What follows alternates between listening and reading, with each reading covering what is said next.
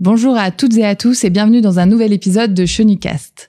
J'ai le plaisir aujourd'hui de recevoir Charles-Henri Chenu, associé du cabinet Chenu, spécialisé pour les Français de l'étranger.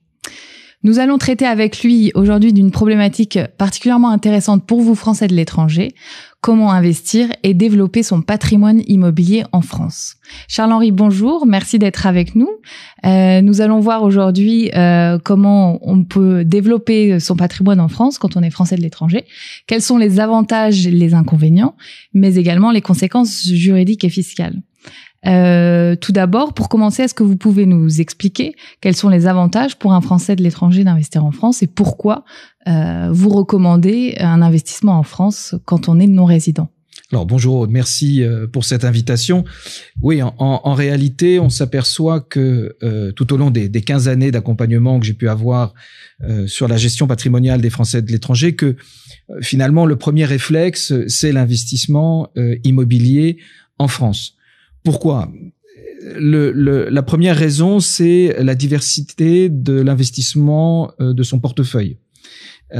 Ensuite, il est certain que investir dans le domaine foncier en France crée une certaine stabilité dans son investissement et que cela est assez opportun par rapport peut-être à une fluctuation qu'on peut avoir dans des investissements bancaires ou financiers. Donc il y a une réelle opportunité et une stabilité quant à l'investissement immobilier.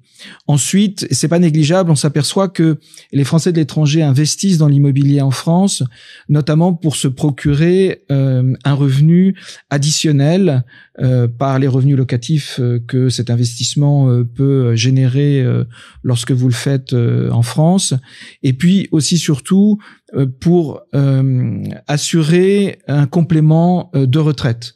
Donc c'est soit un investissement direct pour avoir des revenus qui soient bénéfiques immédiatement, revenus locatifs, soit plus à terme pour avoir un complément de retraite.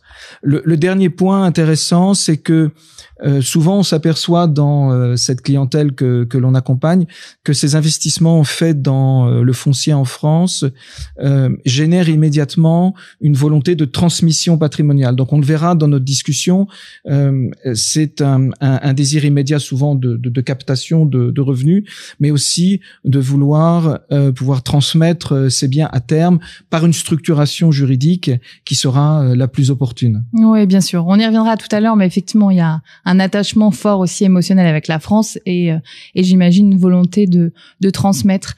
D'un point de vue fiscal, est-ce qu'il y a des particularités? Est-ce que c'est plus compliqué quand on est évidemment Français de l'étranger d'investir en France? Est-ce qu'il y a des avantages sinon fiscaux? Alors, d'un point de vue de la fiscalité, le fait d'être non résident en France ne crée pas de difficultés spécifiques.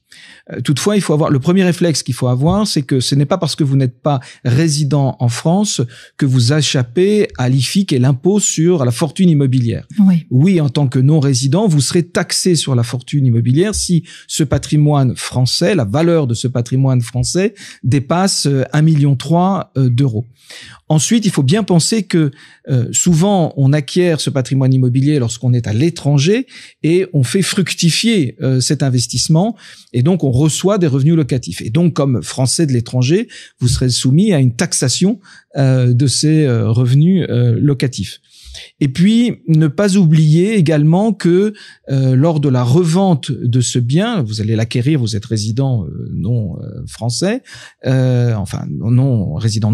n'êtes pas résident en France, pardon, et donc lorsque vous allez revendre ce bien, que vous soyez revenu en France par une impatriation ou vous restez en expatriation, il y aura aussi une taxation sur la plus-value immobilière. Est-ce que vous nous parlez des revenus locatifs qui sont donc taxés en France dès lors qu'on est propriétaire d'un bien immobilier en France? Est-ce que moi, non résident, je suis aussi dans l'obligation de déclarer ces revenus à l'étranger? Est-ce qu'il y a des conventions fiscales qui peuvent permettre justement d'éviter une double imposition? Alors, oui, la réponse est doublement positive. Bien sûr, lorsque vous êtes non-résident fiscal français, vous avez de facto une autre résidence fiscale. Bien sûr.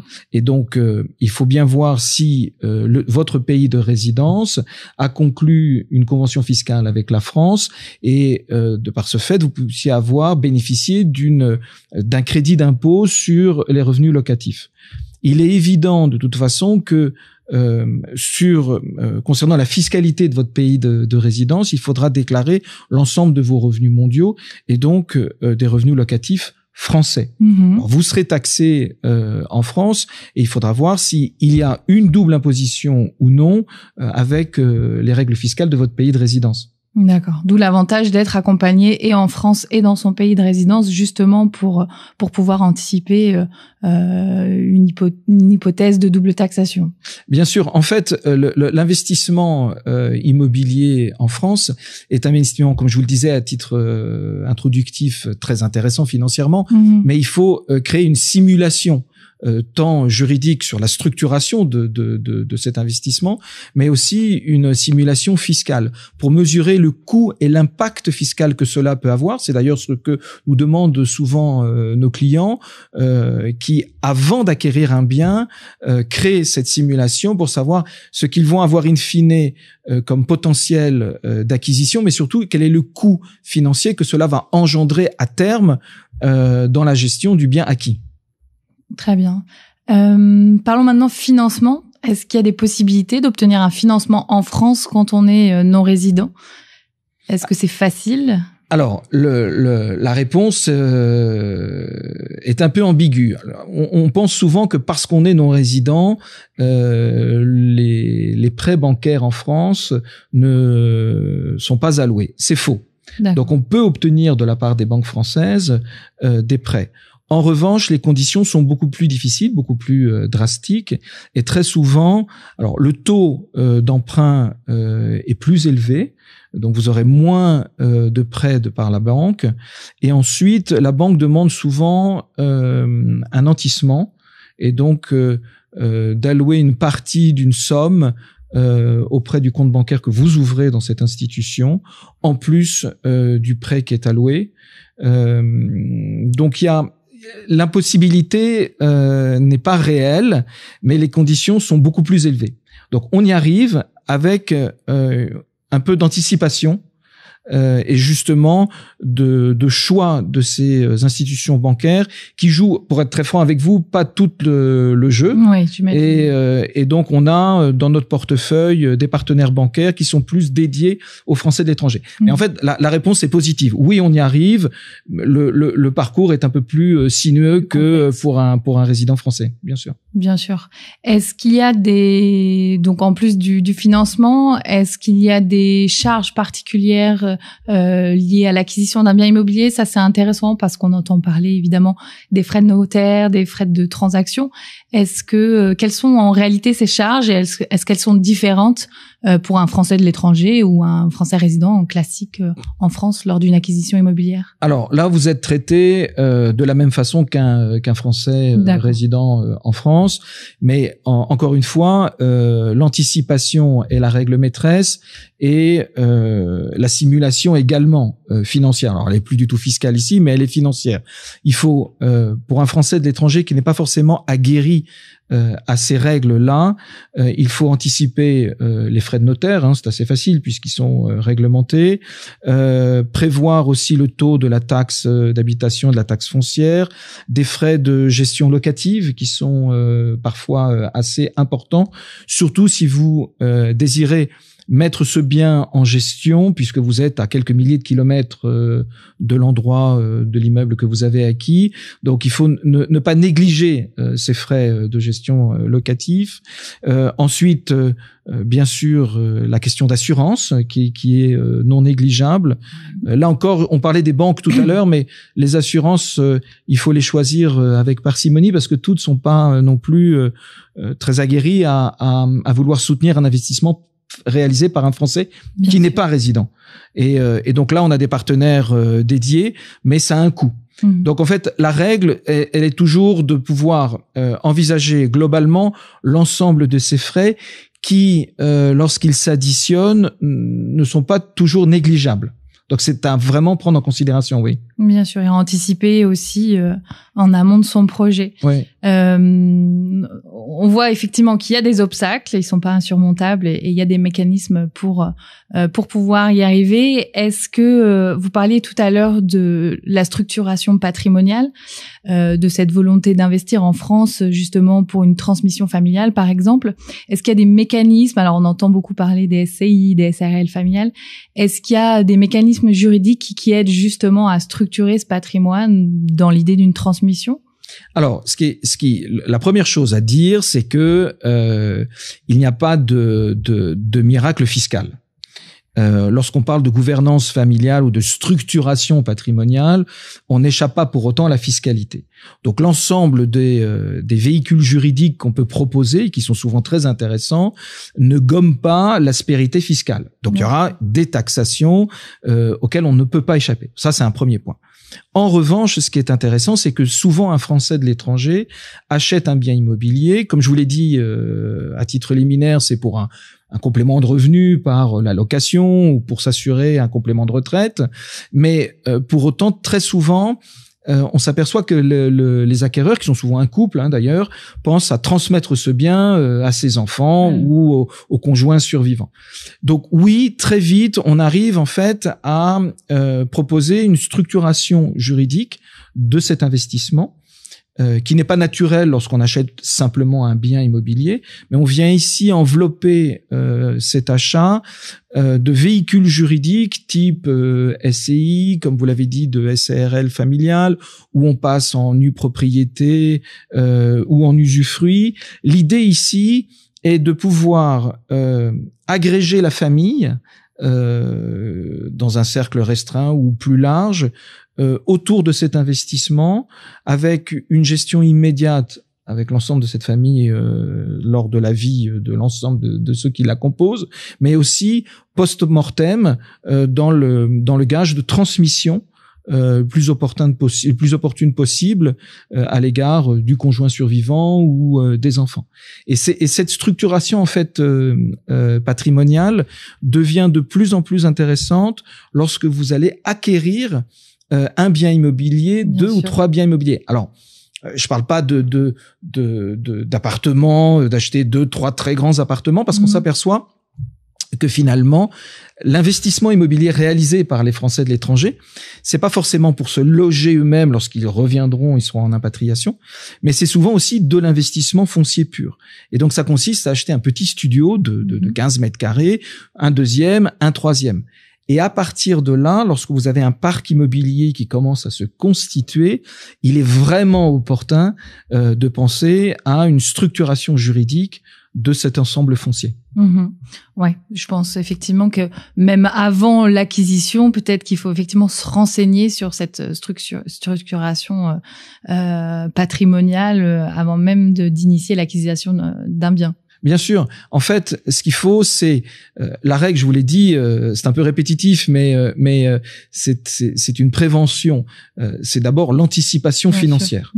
On s'aperçoit beaucoup que les gens s'engagent dans un investissement immobilier sans se rendre compte de l'impact, en disant voilà, j'ai une valeur 200 000, 300 000, 400 000 euros pour investir. Sauf que vous avez ce dont on a parlé tout à l'heure, des frais d'acquisition, des frais de gestion, des frais bancaires, ce qui fait que votre capacité d'investissement diminue au fur et à mesure. Donc, premier réflexe, une simulation financière. J'ai un patrimoine d'investissement, un capital d'investissement. Quel est ce capital in fine pour réaliser et gérer mon bien? Pour réaliser et gérer mon bien. C'est important de avoir une projection dans la gestion de ce bien. Ensuite, une fois qu'on s'est dit, voilà, j'ai ce capital qui va me permettre cette réalisation dans l'acquisition immobilière, c'est quelle est la fiscalité qui va m'impacter. Et comment on peut, non pas la diminuer, mais comment je peux, avec cette fiscalité, envelopper mon acquisition dans un environnement juridique le plus opportun parce que je l'achète avec ma femme, parce que je l'achète pour mes enfants, parce que je l'achète dans le cadre d'une transmission à un conjoint ou on a eu le cas de couples retraités qui voulaient transmettre leurs biens à leurs neveux. Donc cette anticipation, en fait, elle est vraiment globale. Je crois qu'on peut pas avoir une préoccupation d'investissement immobilier si on ne s'engage pas dans le temps. On n'a pas cette vision. Et voilà, donc globale. On anticipe et on se projette. Voilà, c'est une action qui est beaucoup plus inscrite dans le temps qu'une simple acquisition qu'on pourrait faire comme Français de France. Bien sûr. L'investissement est réel et emporte des conséquences qui s'inscrivent dans le temps. Ok, oui. Donc, pour résumer, je suis Français de l'étranger, je veux investir en France. Je commence par quoi ? Par contacter qui ? Je pense par contacter le conseil qui a cet ADN du Français de l'étranger, c'est-à-dire qu'il peut comprendre et appréhender vos difficultés. Il y en a assez peu, c'est une communauté française de l'étranger qui est mal connu, voire décrié des institutions et des partenaires français. Quand je dis institutions et partenaires, ce sont les partenaires bancaires, financiers, qui ne réalisent pas que vous pouvez être un acquéreur de qualité, solide et fiable.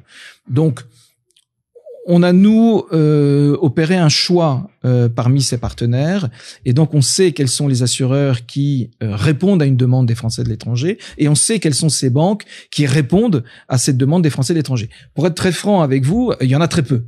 Et donc, on peut vous accompagner avec ces partenaires de choix et déjà préqualifiés. Ensuite, je pense que vous ne pouvez pas faire vous pouvez pas ne pas contacter l'avocat qui travaille de pair avec le notaire qui connaissent les deux ce profil très particulier des Français de l'étranger. Une fois que vous avez réuni ces partenaires autour de vous, on dessine ce que je vous ai dit tout à l'heure, cette anticipation, ce projet en fonction de vos désirs d'acquisition et de gestion et de transmission, et on vous propose l'ensemble des véhicules juridiques et fiscaux les plus opportuns. D'accord. Donc, il est essentiel, dans un premier temps, de bien se renseigner, monter son projet et surtout de s'entourer de partenaires qui répondent particulièrement à ces questions plus exigeantes du français de l'étranger. Exactement. Très bien. Écoutez, Charles-Henri, merci beaucoup pour toutes ces réponses qui, sans nul doute, vont éclairer nos auditeurs. J'en profite pour rappeler que le cabinet Chenu est à disposition, bien évidemment, de tous les Français de l'étranger pour les accompagner dans leur vie de non-résidents. Je vous remercie et je vous dis à très bientôt pour un nouvel épisode de ChenuCast.